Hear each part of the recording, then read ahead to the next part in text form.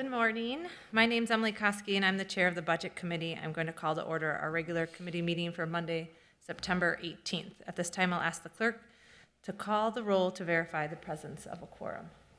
Councilmember Payne. Present. Wamsley. Present. Rainville. Present. Vita. Present. Ellison. Absent. Osman. Present. Goodman. Absent. President Jenkins. Absent. Chavez. Present. Chugtai. Absent. Johnson. Absent. Vice President Palmisano is absent. Chair Koski. Present. There are 7 members present. Let the record reflect that we have a quorum. Colleagues, we have one item on today's published agenda, the budget presentation for the Finance and Property Services Department.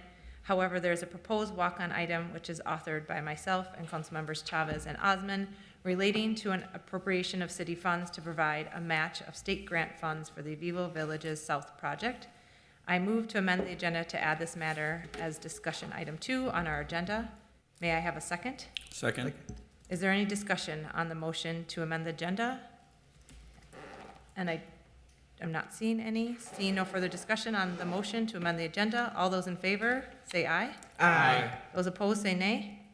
That carries, and the agenda is amended. I also want to note that Council Vice President Palmisano has joined us. Today, we will be continue hearing presentations from city departments on the mayor's 2024 recommended budget. On the agenda today is a presentation from the Finance and Property Services Department, and I invite our CFO, Dushani Dai, to introduce that presentation. Welcome.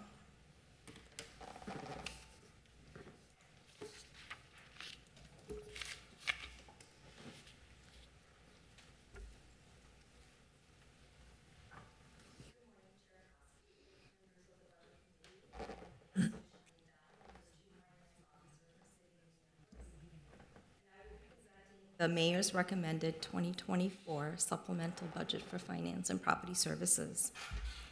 There are no new budget proposals included in this budget for the department.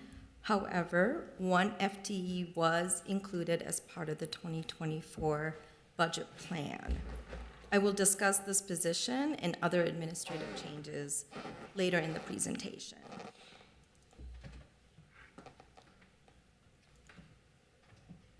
As you can see, Finance and Property Services Department consists of 10 divisions with staff of 293 recommended in the 2024 budget. We're currently operating with 24 vacancies, and we're actively recruiting to fill these positions. On the org chart, you will see the reporting structure between the CFO and the deputy CFO. The deputy reports to me along with 4 other divisions. They are banking, investment, and debt, budget development, finance, and property services. Remaining divisions report to the deputy, and I will go into more detail of each of the divisions later in the presentation. Given most of our work is internal, I thought it was important to include faces behind the leaders in FPS. I will highlight accomplishments of each division throughout the presentation. 2 key leadership roles are currently filled by interim appointments, and the budget director role is currently vacant and is posted to fill in the coming months.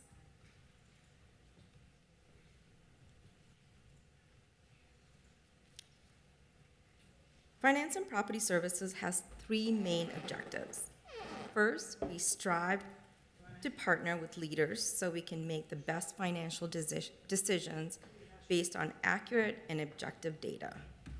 Second, we follow best practices, accounting processes, and internal control measures to account for city's financial assets, process transactions efficiently and free of error. And third, we provide safe work environment for employees and visitors in the city-owned or managed properties. Thank you. Thank you. Thank you. Moving on to department's notable achievements in 2022 and 2023, I will summarize them now and will go into detail as as I describe the metrics and outcomes by division. The procurement division partnered with the city attorney's office early this year to enhance and streamline the procurement process. The investment team increased the investment earnings. The controller division implemented new requirements by the Government Accounting Standards Board. They also accurately reported ARPA spending on a timely basis. The payroll division partnered with the IT and HR departments for the upcoming HRIS system implementation. And most recently, the city's credit was upgraded to AAA. This is the first time since 2016 the city has had a AAA rating from both Fitch and S&P credit rating agencies. Moving on to risks and challenges. Attracting and retaining finance and accounting talent has been an ongoing challenge, and we continue to compete with others that pay higher wages and offer competitive benefits. I've lost key leadership roles within the last few months, including the deputy CFO, the budget director, and a few other leadership positions throughout the department. But I'm hopeful to have them filled in the next few months. Property services is seeing an increase in material and construction costs due to inflation. And as projects get delayed, project costs also increase.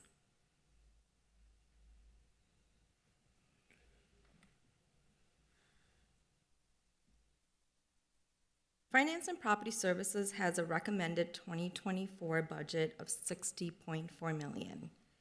And half of that budget is for property services to maintain city-owned and leased properties. Each color on the bar chart represent a division budget. 2023 budget appears to be much higher than the 2024 budget, but there were no budget reductions. This change is due to the MBC's $5 million in levy now being directly budgeted in the general fund rather than in property services.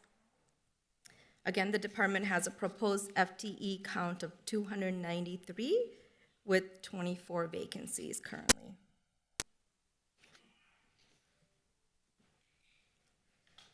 Next, I will go through each of the 10 divisions and highlight some key metrics and accomplishments. The administration division is the smallest of all of the divisions and has a budget for 4 employees. This division includes myself, the interim deputy Lyle Hodges, and 2 administrative staff. The role of the CFO is to ensure that the financial health of the city is maintained. To accomplish this, the deputy and myself engage with the management team to update financial policies, make recommendations with policymakers. There is often an interagency collaboration, coordination that is required to keep these financial transactions accurate.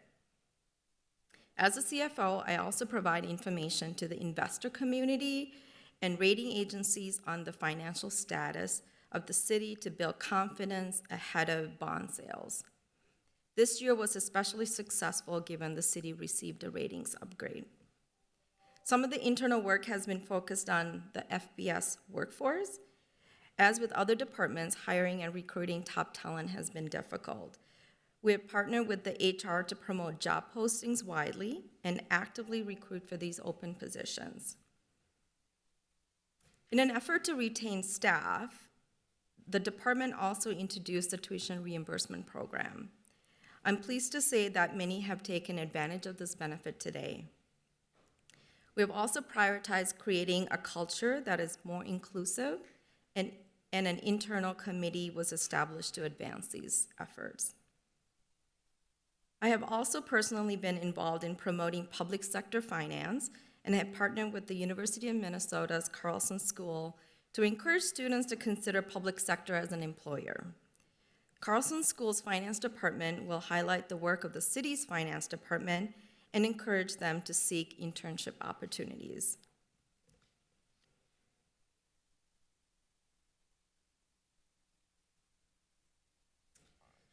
moving on to banking, investment, and debt. This division has 7 staff and is led by Director Ellen Hobby. They manage the banking relationships by minimizing the cost to the city. They also oversee $1 billion in investments and the city's $1 billion in debt. This division also coordinates with the BET, Bond Council, the financial advisors to ensure the success of the bond sales. They've been active in the investment community, managing city's financial resources, and as a result, 2024 projected investment revenue was increased to $24.1 million to reflect the higher trend in expected income. Banking and card fees are also increasing, reflecting the increase in transactions in the city. Last week, the city sold $114.9 million in bonds to Citigroup. This sale allows the city to complete large-scale projects throughout the city. This year, Finance Department not only went to the market with a AAA credit, we also created a new investor relations website that has all relevant information for investors to evaluate the creditworthiness of the city.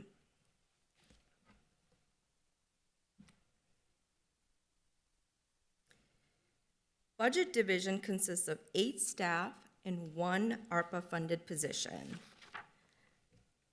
Main goal of this division is to facilitate a budget process with departments and policymakers to produce a balanced budget and sustainable 5-year plan. Policymakers, city department staff, residents, and businesses rely on the transparent budget development and a transparent process. With that in mind, the city uses the budget website and the financial transparency tool to effectively communicate how city resources are allocated and spent. Throughout the year, budget staff, in collaboration with the accounting staff, review and monitor department spending to stay within the appropriated budget. I will highlight a few accomplishments. As you're aware, 2024 supplemental budget was prepared without a budget director. We lost the director at a crucial time in the budget development process, and then lost the interim budget director a few months later. Special thanks go out to Jane DeSenza for stepping up as the interim budget manager to work with me and the mayor's office to produce the very first supplemental budget for the city.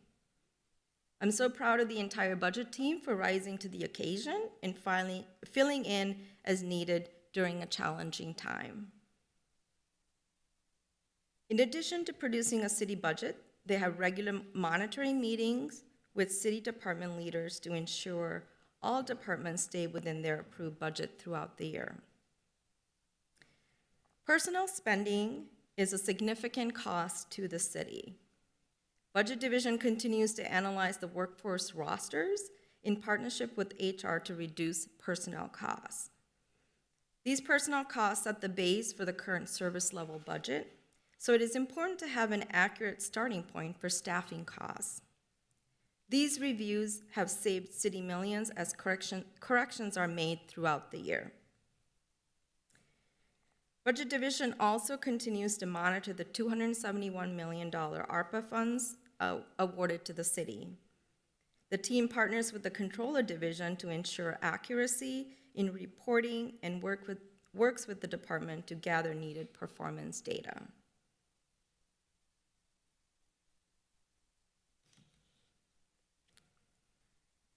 As part of the 2024 budget plan, the ARPA-funded position was budgeted in the general fund. Since the funding was to start in 2024, this position is highlighted as part of the supplemental budget.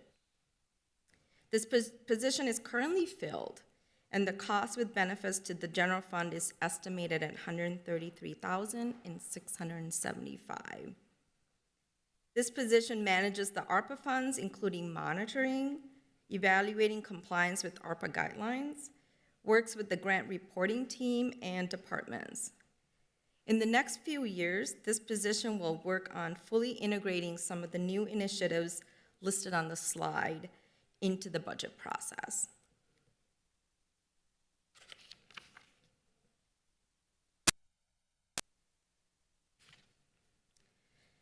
Since the city controller Lyle Hodges was appointed to deputy CFO in July, Mark Schaefbauer has been appointed interim controller.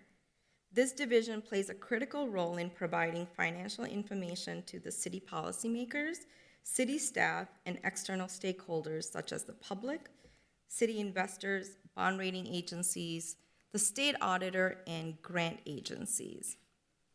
Controller Division ensures fiscal responsibility through expense monitoring and establishing internal controls. This team also produces the quarterly financial report to give the council status updates on the budget.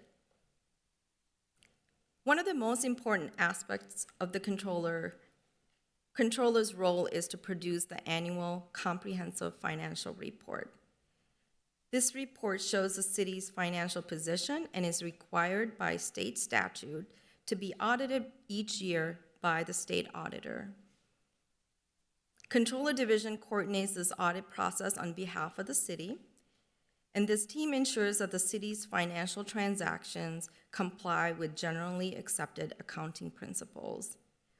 And these standards are set by the Government Accounting Standards Board. Controller Division has received Government Finance Officers Association Award for Excellence in Financial Reporting for the 48th consecutive year. All this work is accomplished by 65 staff and 1 ARPA-funded FTE.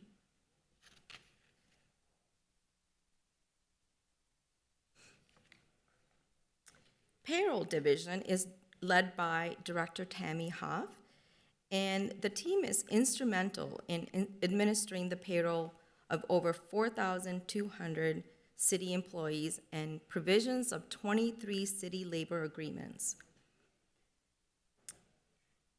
Team of 16 staff ensure that the city is in compliance with federal, state, and local payroll laws and issues over $426 million in wages per year.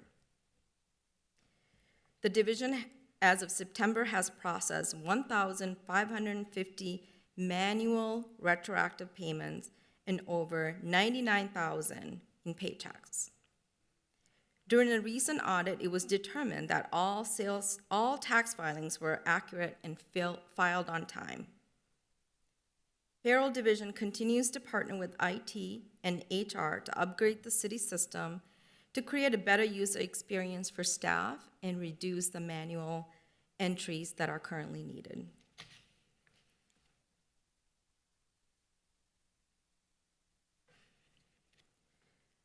Development Finance Division is led by Director Angie Skildum, and they provide management analysis, planning, and administrative services to Community Planning and Economic Development Department, the Neighborhood Safety and Community Relations Department, the Chief Finance Officer, and elected officials in support of economic development and housing activities. The team has filed 86 annual reports to the state auditor on individual TIF districts and have made $8 million in no payments every 6 months. They service over 2,800 city loans, totaling approximately $411 million in home improvement and home buyer programs. They have also administered $11 million in neighborhood program contracts, including 700 payment requests, totaling $8 million. The team also provides grant management for CBED projects of $47 million. This volume of work is completed by only 10 staff.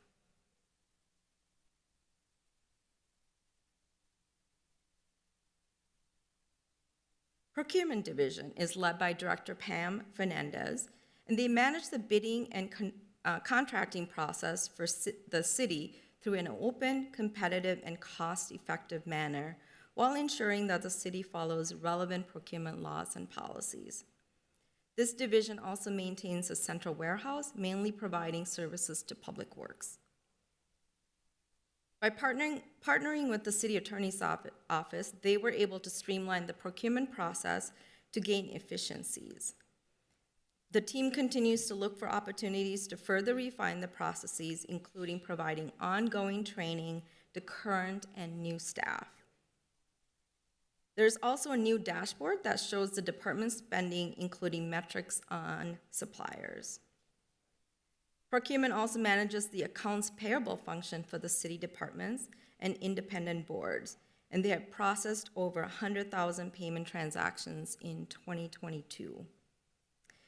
There were over 360 RFPs and bids processed, and this work is completed. This work is done by staff of 42.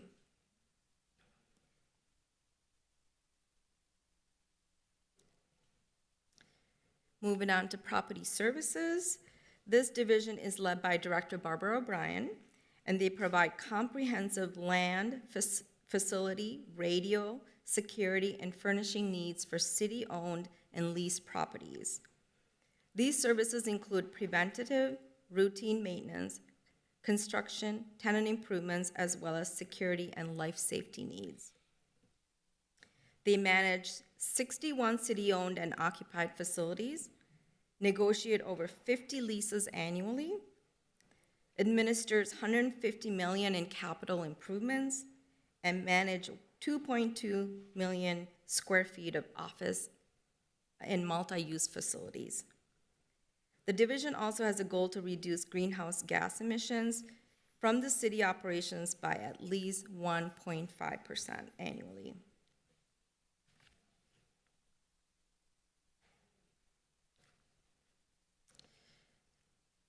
Risk Management and Claims Division is led by Emily Colby.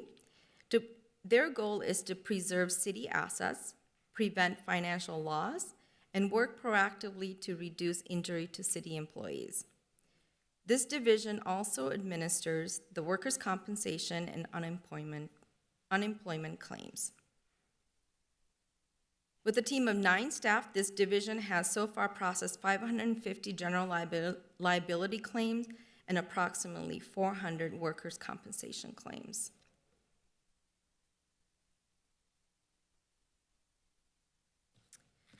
And the last division is the utility billing. This team is led by Director Ali Saleh Mohammed, and this function is mandated by Minneapolis City Ordinance. This team has a staff of 37, and they carry out the billing functions in collaboration with the Public Works Department. Utility Billing Division has 100% accuracy in their billing. This is a great accomplishment given that they process over 5,000 bills daily. I would also like to highlight that 80% of the calls received are answered within 60 seconds. At the end of the call, customers are also given the opportunity to participate in a survey, and the division has received 95% satisfaction rating. This team continues to increase the rate of customers signing up for electronic bill pay and auto pay. This has increased the city's collection rates.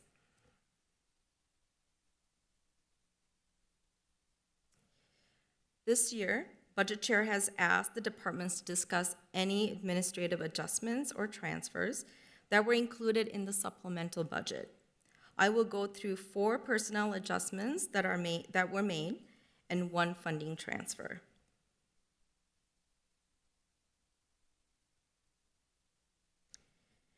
Property Services Division has supplemented its security function with contract personnel.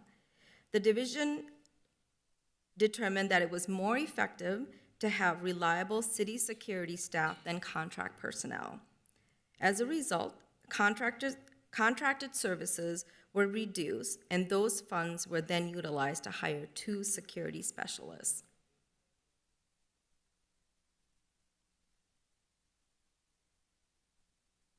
In the Controller Division, it was determined that 1 vacant position was no longer needed, and it was eliminated. There was also an error in the 2023 budget, and 1 finance fellow position was reduced. There was a similar error in the payroll division that resulted in a 0.6 FTE increase. Each year, there's a reconciliation of the personnel rosters, and some of the errors are corrected when they're found by the budget division.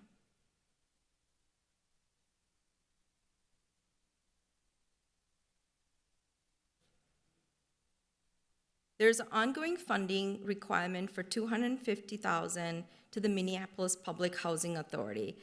And this funding was historically was budgeted in the former city coordinator's office. This budget was transferred to the Development Finance Division to better align with the finance function.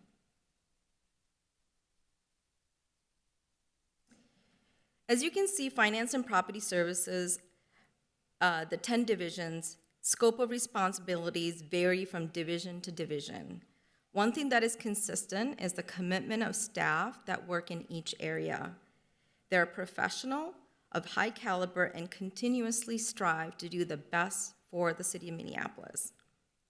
The accomplishments from last year and the awards received from external finance organizations show the high standards we as a department strive for. I'm extremely proud of our work, my team of leaders, and close to 300 staff in the department. Madam Chair, that concludes my 2024 supplemental budget presentation, and I stand for questions. Thank you so much. Appreciate it. Before we jump into questions here, I just want to note that Council President Jenkins, Councilmember Chugtai, Goodman, and Ellison have also joined us. In queue, I have Councilmember Wansley. Thank you, Chair Koski. Director Dye, I'm just going back to slide 8 in terms of executive and administration. Could you share a little bit about, it's the wrong slide. The slide around investors relations webpage. Could you share a little bit more about that? Sure. So currently we post all of our credit ratings, our financial reports on the city's website. But the problem with that is that if you Google, it doesn't show up. So what we created is an investor relations portal through a third party that many other cities use. And this has news clips, the ratings, our financial reports, all consolidated into one website. What I could do for you is, after the presentation, I can share the link with the council budget committee so you can take a look at our new investor relations website. We've had a lot of traffic coming through the website ahead of the bond sale, which has been great for the city.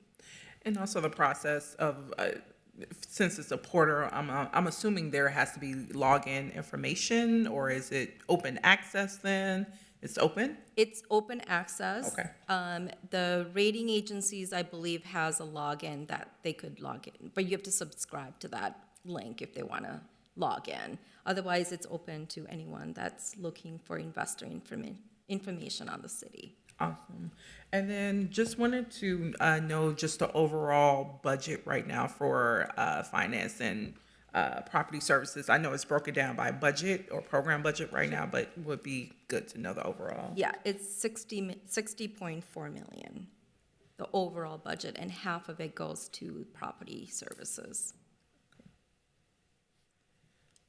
Good. Awesome. Those are all the questions I had. Thank you. Thank you. Council President Jenkins.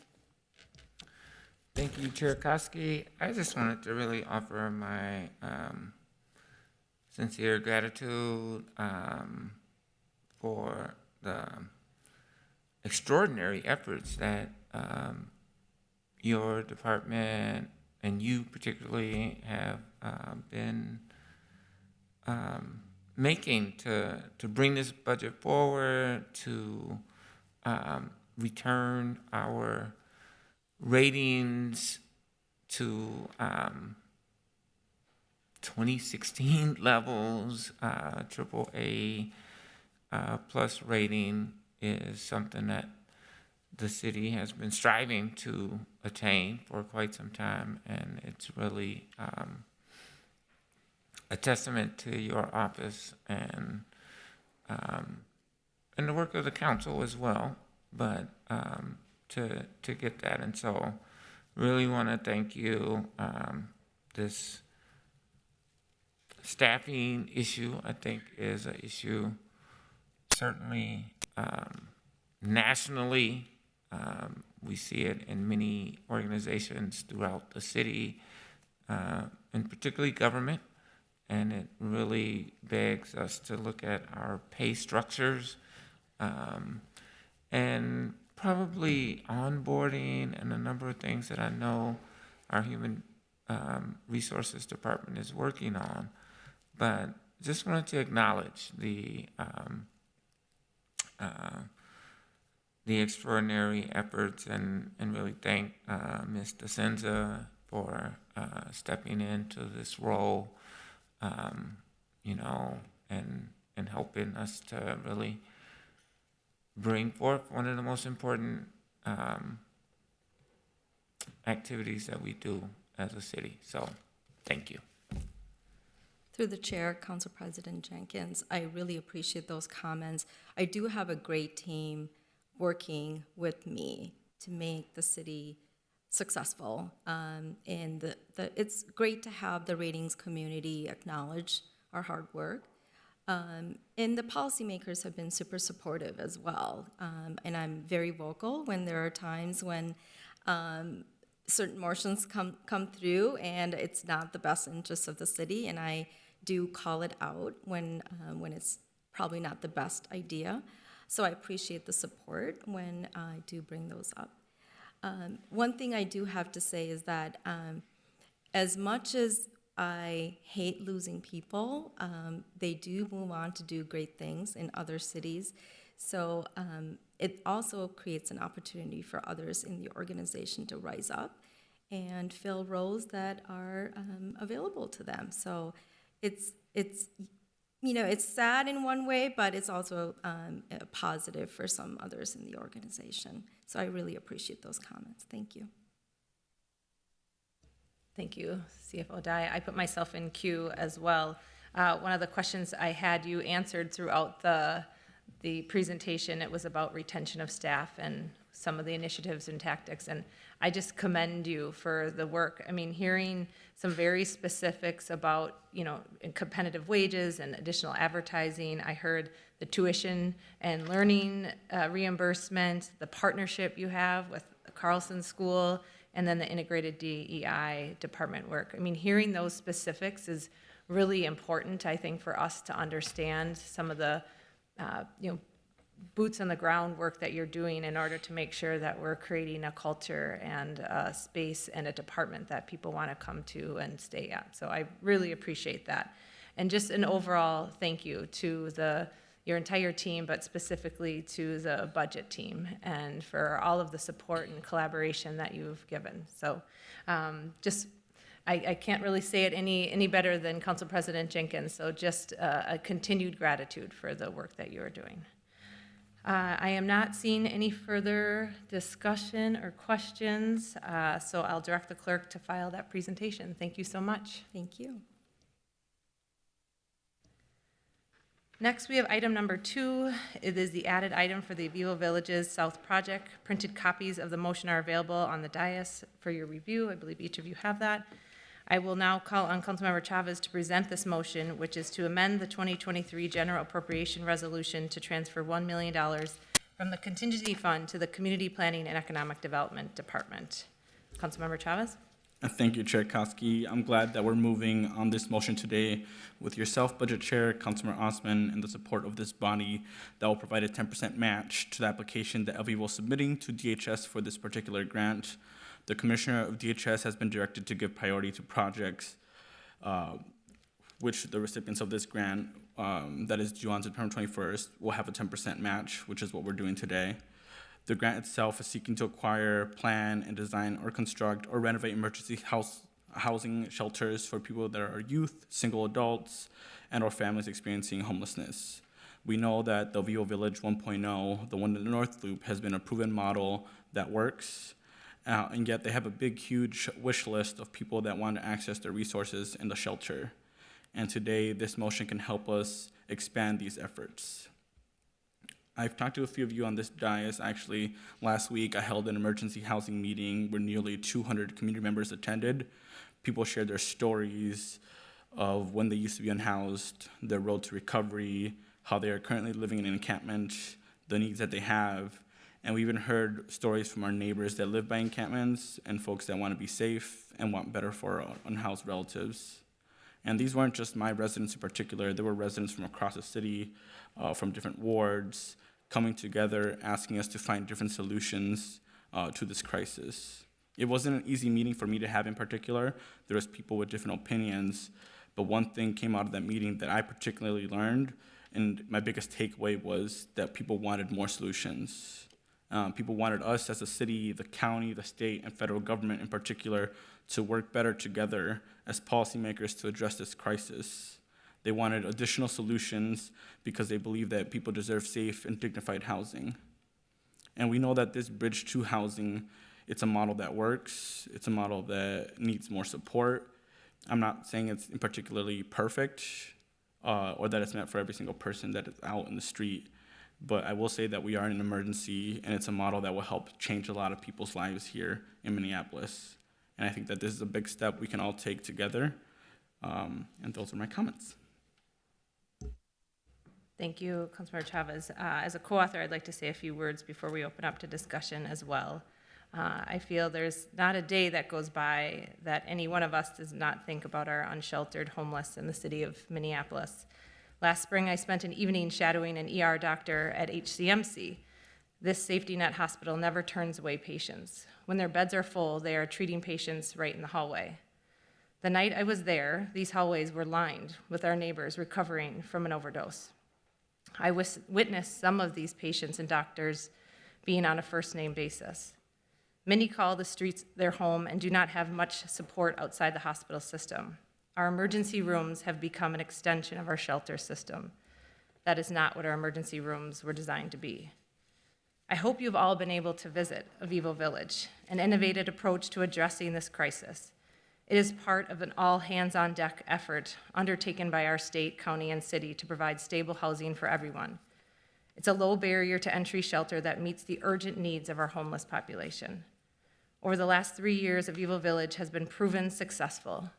To date, 412 individuals have been served, almost 150 people have moved to permanent housing. 171 overdoses have been reversed, and 18 babies were born to residents. This past winter, I had the opportunity to spend the day at Avivo Village and do outreach at several encampments where they were working to stay in close contact with those who were on their wait list. From the moment I stepped in the door of Avivo Village, I could understand why this model was working and why we needed more resources like this in our city. 100 tiny homes create a real community and a safe environment for each resident. There are pets, and staff do welfare checks every 2 hours, along with ingrained wraparound support. The motion before us today is for funding that will support Avivo Village in applying for a grant from the state for capital funding so they can expand to a second location. I'm calling on the county and state to support these efforts long-term. We are in crisis, and urgent action is necessary. This is us saying that we care deeply, and we're going to do everything we can in both short-term and long-term to end the homelessness crisis. And now I will open the time up for discussion, and I see Councilmember Osman is in queue. Thank you, Madam Chair, and thank you, Councilmember Chavez and Councilmember Koski, for really bringing this forward. We cannot ignore the crisis of encampments and unhoused individuals that live in our community. These are the most vulnerable people anywhere in the state. And it happened to be an issue where you see the encampments and unhoused folks in some specific wards, like my ward, Ward 6. My entire job became trying to find a way to assist our residents, unhoused or housed individuals that live in the area. We have to do something. We have to take the lead as a city. We cannot ignore the crisis that we deal with daily. And I feel like, this will go a long way. This is part of the solution. having a safe sleeping site for individuals that are dealing with all kind of challenges. The emergency shelter meeting, Councilmember Chavez hosted, that we hear all the residents, the individuals that are around, the communities and organizations, Native organizations that are working with people that are around in the area. Our departments are busy dealing and figuring out how to handle the encampments. It's not a solution that we continue to, remove them every time. They're not gonna go away. So we have to step up and find a solution. We have to figure out a way these folks can have a safe sleeping place that is regulated, because I feel like that way we will control it more. What happens in the encampments. Many people lost their lives, including the residents that live there.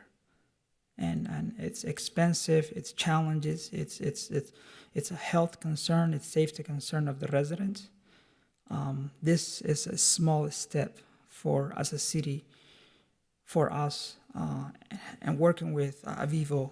This model has worked. Other states and other cities in the country are taking these steps of dealing with this.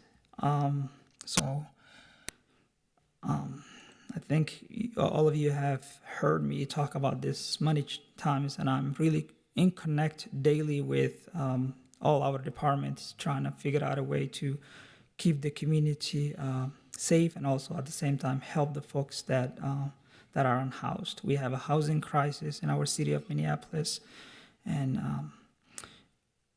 it might not be a problem for some wards, but this is what we deal with daily. We have residents and that are individuals that are sleeping on the streets, and the winter's coming up. So again, thank you, Councilmember Chavez and Koski, for bringing this forward, and hopefully we can city take the lead and encourage the state and the county and the federal government to deal with the crisis of we have for individuals that are unhoused in our communities. Thank you so much. Thank you. Next, Councilmember Goodman. I signed in for Councilmember Rainville first. So, Councilmember Rainville. Thank you, Madam Chair. I'm not able to connect. I will be voting for this, and I really appreciate the council members working on this. I do have a Vivo Village. I believe Councilmember Chavez called it 1.0. Well, we need a Vivo Village 10.0. We need 10 facilities like this with 100 people each to help the house, and especially the addiction problem. I'm very impressed with what Avivo Village does in helping people get off of drugs, because that is a big part of our housing crisis, is the addiction. And I hope our federal officials help stop that fentanyl from coming into our country. But I do have one question. Has any of the authors talked to the mayor's office about this?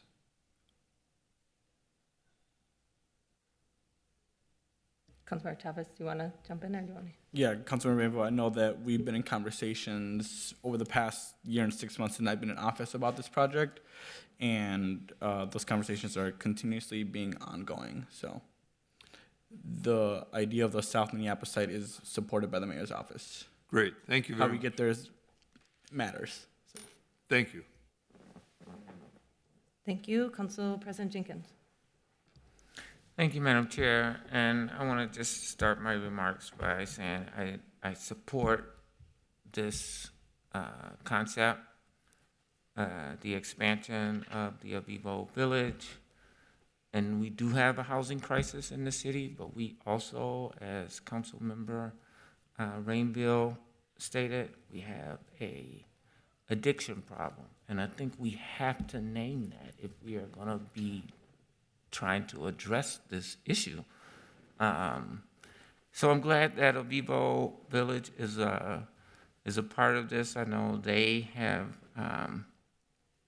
really been at the forefront of trying to deal with this housing crisis at the root, which is the substance abuse challenges, many community partners have given up because the problem is so pernicious with the drug use. And I am fully aware that it is not every single individual that is challenged with those substance abuse issues. There are many other challenges that people are facing, mental health crises amongst them. I really want to see commitments from our other partners, governmental partners, more ongoing support from the state, Hennepin County, which is charged with actually doing this work, which receives resources to do this work. They have to be a part of this solution. So have we been having conversations, I guess, to the authors with Hennepin County, and what is the sort of status of those conversations? I'll let Councilmember Chavez lead on that, and I can jump in too if you need. Yep. Thank you, Council President Jenkins. I've had multiple conversations with our county commissioners. I know that even there's a meeting the mayor's having with one of the commissioners today, the chair, and the conversations are going to continue to be ongoing. I think the conversation today that's really important is that the city moves forward to make sure that we can get this funded and make sure that our county and state are also investing in this project. But the idea of a South Minneapolis Vivo Village is in alignment with the county's work.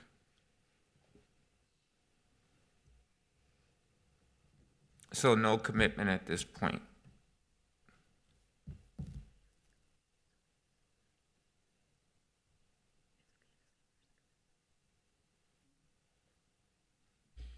I wouldn't say that there's like, I would assume that if this came before the Hennepin County Board that they would be supportive of these efforts, but yeah, the conversations are still ongoing right now.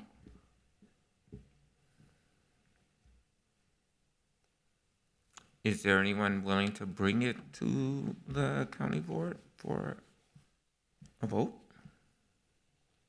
I would hope so, and that is part of the work that my office is working hard every day to make sure that there is the votes there necessary. Thank you. Thank you. Councilmember Goodman? Thank you, Madam Chair. The county is not on board, but that doesn't mean they won't be. So I think that that's something we need to point out, and that's why I actually chimed in to speak. I have 3 points I want to make. I was involved in Vivo #1 along with Councilmember Ellison and Councilmember Fletcher. And no one was on board until the city was, to be fair. And, you know, there's this kind of historic meeting where I apparently called on everybody else to get involved, and they did. And now I'm going to turn that over to the next generation of leaders to get the county and the state to be on board. It was a new model. And it worked, but it didn't. There are things about it that don't work. For example, renting your space doesn't work. Retrofitting an existing space within a larger warehouse doesn't work. We had to get rid of pallets that they had purchased, and then we had to raise a lot of private money in order to get this to work. So there are lots of lessons that can be learned, and that's why I think the Southside or a Vivo 2.0 model would be better, because it would start from scratch, and it would build a building for this purpose. And I guess for me, the thing that really gets me to pay attention is the whole concept of leverage. That this $1 million could leverage $9 million out of the state pool of $100 million, of which I believe 40 to 60% needs to be spent in the city, in the metro area anyway. And I don't see lots of suburbs jumping in to say they want to do this. And if they did, that would be great. But we're just dealing with our reality. But let's not forget, it's not solving a problem, it's challenging others to work with us, the state and the county, in order to solve a problem. And I do think the issue of ongoing funding is legitimate. Avivo is probably not funded past 2025 for operating. That is the responsibility of the county. Of course, the state could step in too. I'll note that other really great organizations like Simpson and St. Stephen's, they have a need for funding also. So I think it's important for us to realize this isn't the only organization doing this good work, and we shouldn't be in a position of picking one over the other without any process. That's the part I think that makes me most uncomfortable, is that there hasn't been any process, but of course we're not actually writing a check. We're actually saying, state, put your money where your mouth is, and if you do, we will. But I would encourage the budget chair in the future to follow an actual process. Feels a little uncomfortable that the chair of the budget committee is bringing this forward at a time at which we think process in terms of competition is legitimate and fair. And if I worked at Simpson or St. Stephen's or one of the others doing this work, I'd be asking where my $1 million is too. I see where this is different because we're challenging the state, but we also have to be challenging the county to fund the operating over the long term. And I do support this, but I wish that we could follow a process either laid out by the budget or laid out by the competitive RFP process that we use in order to allocate funds. Thank you.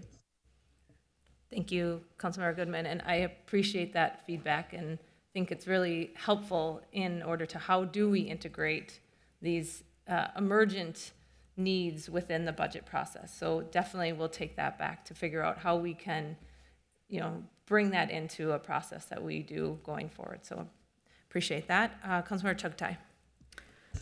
Thank you, Madam Chair. I have a few different thoughts. The first being that today is September 18th, the deadline to submit a grant proposal to the state for up to $10 million, right, is on September 21st, on Thursday. This is the last budget committee meeting we're going to have before Thursday. We're most of the way through the year at this point. We're taking money out of contingency, which we set aside for cases of emergency or things we don't see coming, which is exactly what this is. And I think this is an appropriate use of this specific pool of money, and appreciate that we are exhausting every effort to do our part in getting this project funded.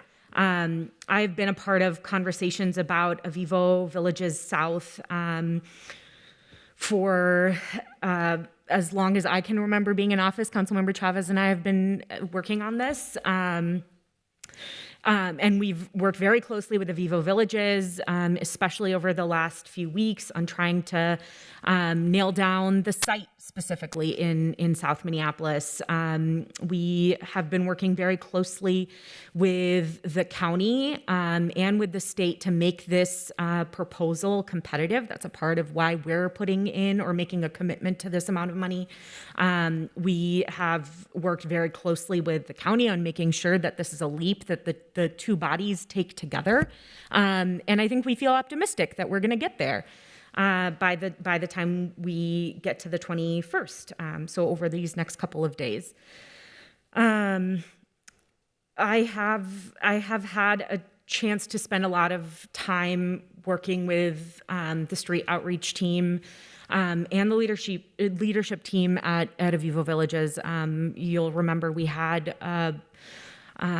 several really, really cold days around Christmas last year, and I got to do an overnight shift there and see their operations up close and personal. And over the last few weeks, just over a month now, Ward 10 and my neighborhood, Whittier in particular, has been dealing with the crisis of unsheltered homelessness in really unique ways. This crisis has come to our doorstep now. We are rivaling Ward 6 right now in the amount of encampments we have, in the amount of unsheltered residents we have. Just over this weekend, I have an encampment quite literally in my backyard. And And every single day for the last month or so, my office and I have been working with residents in our neighborhoods. We've been working with agencies within the city and our governmental partners to try to address the severity of this crisis. And some of the biggest takeaways I have had are that one, almost every resident that is in an encampment in Ward 10 right now came from another encampment. And came from, we can directly tie a closure that happened and when they arrived at the place that they're staying right now. And that cycle is going to continue, right? That most residents that live in the surrounding community, no matter how they first approach our office, whether it's out of frustration, whether it's out of fear, whether it's out of anger, which is justified, they want to see a meaningful solution. They understand how this crisis was created. They see how urgently solutions are needed, and they have so much empathy for the humanity and the dignity of unsheltered residents, and they are struggling with how to hold that while also holding that there is human waste in their front yard and in their backyard, right? How do you deal with that? And how do you get a governmental agency to take you seriously in addressing this issue? So I don't know, all that to say, my community has been deeply struggling with this, and it is getting worse and worse. And this is one of the things that we can do tangibly right now in addressing this crisis. I know and I see every day, and I know other South Minneapolis council members see every day how severely we need an Aviva Villages South project, and excited to support this item today. Thank you. Councilmember Wonsley? Thank you, Chair Koski. I just want to take a moment to thank the co-authors, Councilmember Chavez, Osmond, and Koski for bringing this forward. Just looking at the 311 dashboard that Director Nazimbi sent to us this morning, it's very clear that encampments is a top priority and top concern for our constituents. Right now, it sits at number 6 of the most reported complaints amongst all of our wards based off of 311 data, with over 1,100 complaints submitted. But we know this has been a problem for much more longer than just what the 311 data captures. And as many of my colleagues have already emphasized, the whack-a-mole approach that we're employing towards our encampment sites has proven time and time again to be ineffective. So I really want to thank Councilmember Chavez for stepping into leadership in this moment and pulling together that meeting last week where, as you mentioned, over 200 residents showed up and said that we know this tactic that the city of Minneapolis keeps using with our unhoused residents is not working. We actually have expertise because in the absence of your leadership in effectively addressing our unhoused neighbors, we've had to step up and provide the support, provide the porta potties, provide the hand sanitation, stations. We've had to provide food. We've had to provide immediate care that is not being provided by our governmental agencies right now. And I just want to uplift, in addition to this solution that Councilmember Chavez and the co-authors are bringing forward, they also highlighted a multitude of other things that they would like to see this council step up and do. And I want to emphasize this council because they also emphasize they're tired of the finger pointing that happens when it comes around encampment responses, where Hennepin County is pointing at the city is pointing at the county, and then we're pointing at the state. So they named 6 specific solutions. They would like to see the city of Minneapolis move forward with a multi-jurisdictional coordinated encampment response policy that I know several of my colleagues have spent the past 2 years trying to move with, and has been met with the utmost resistance in it. They would like to see the city of Minneapolis move forward with the strategy around safe outdoor spaces. They would like to see us move forward with investing in overdose prevention sites. They want to see us take seriously direct housing like we're doing today with this motion that also centers treatment and recovery investments for encampment residents. They would like to see a multi-jurisdictional coordinated response around homelessness navigation hubs, and then to also invest in economic mobility, giving our unhoused neighbors the ability to find a way to have economic stability, because not everyone is in need of substance or opioid support. Some people just need a job that are living in our encampments. So I wanted to take the moment to amplify many of the community generated solutions that also came up from that meeting. And then I know it was also raised the concerns of how opioids play a role in our encampments. And I do want to emphasize the council passed opioid response legislative directive that was authored by me and Councilmember Payne that will be coming back to PHS early next year. So we'll make sure to keep council members updated on that. But even Deputy Director Heidi Ritchie has been sharing updates as early of this past Friday around the ways in which PHS is rolling out plans for the settlement dollars that they've gotten from opioid use from the lawsuits. So I do want to emphasize that, you know, I'm appreciative that the PHS staff and leadership are also slowly but surely coming together around a plan on how we're supporting our residents who are dealing with opioid use disorders too.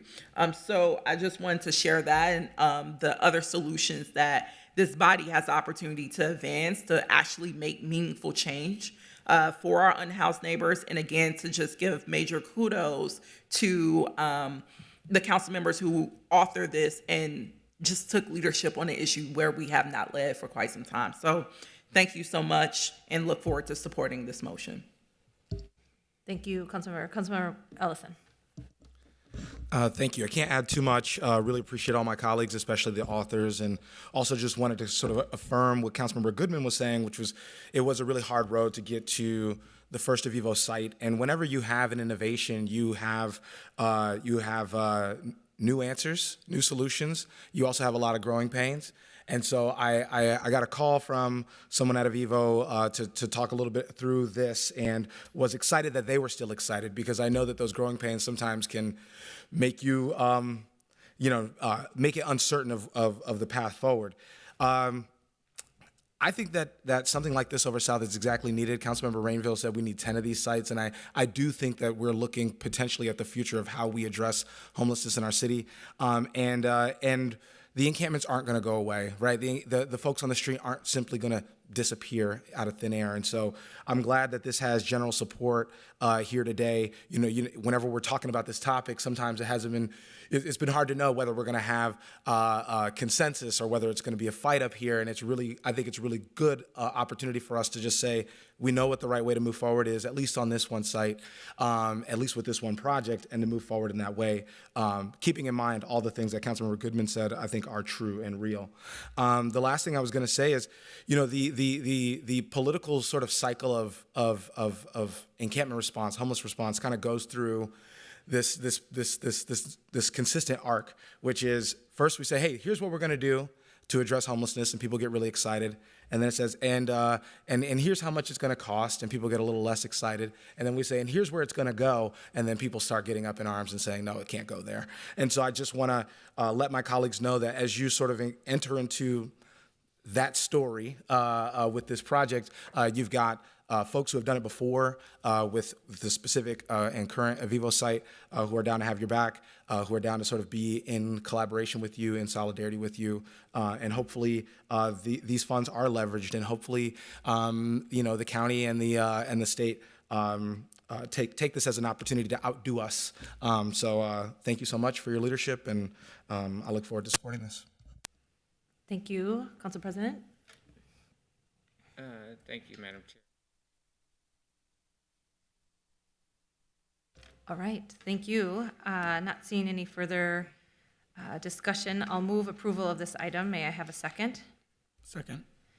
Is there any further discussion? I'm not seeing any. The clerk, would you please call the roll on item number 2? Councilmember Payne, Aye. Wansley, Aye. Rainville, Aye. Vita, Aye. Ellison, Aye. Osman, Aye. Goodman, Aye. President Jenkins, Aye. Chavez, Aye. Chugtai, Aye. Johnson is absent, Vice President Palmisano, Aye. Chair Koski. Aye. There are 12 ayes. That motion carries. Next on this is our next Budget Committee meeting is scheduled for Tuesday, September 26th at 10 a.m. That day, we are set to hear from the Human Resources and Information Technology Departments. With that, we've concluded all business to come before the committee today, and without objection, we stand adjourned. Thank you.